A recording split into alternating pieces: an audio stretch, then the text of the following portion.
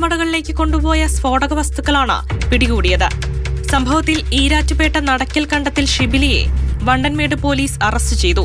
പുളിയൻമലയ്ക്ക് സമീപം നടന്ന പോലീസ് പരിശോധനയ്ക്കിടയിലാണ് ജീപ്പിൽ കടത്താൻ ശ്രമിച്ച സ്ഫോടക വസ്തുക്കൾ കണ്ടെത്തിയത്. ജലാറ്റിൻ സ്റ്റിക്കുകൾ, ഫ്യൂസ് വയറുകൾ എന്നിവയാണ് വൻതോതിൽ പിടികൂടിയത്. കർണാടകയിൽ നിന്നും കുറഞ്ഞ വിലയ്ക്ക് വാങ്ങിക്കൊണ്ടുവരുന്ന വസ്തുക്കൾ വലിയ വിലയ്ക്കാണ് ഹൈറേഞ്ചിലെ കുളം പണിക്കാർക്കും അനധികൃത പാറമട നടത്തിപ്പുകാർക്കും വിറ്റഴിച്ചിരുന്നത്. സ്ഫോടക വസ്തുക്കളുടെ ഉറവിടത്തെക്കുറിച്ചും വാങ്ങിയിരുന്നവരെക്കുറിച്ചും വിശദമായ അന്വേഷണം നടത്തുമെന്ന് പോലീസ് പറയുന്നു. ചെക്ക് പോസ്റ്റുകളിലെ പരിശോധന കാര്യക്ഷമമല്ലാത്തതും അനധികൃതമായി സ്ഫോടക വസ്തുക്കൾ കടത്താൻ കാരണമാണ്.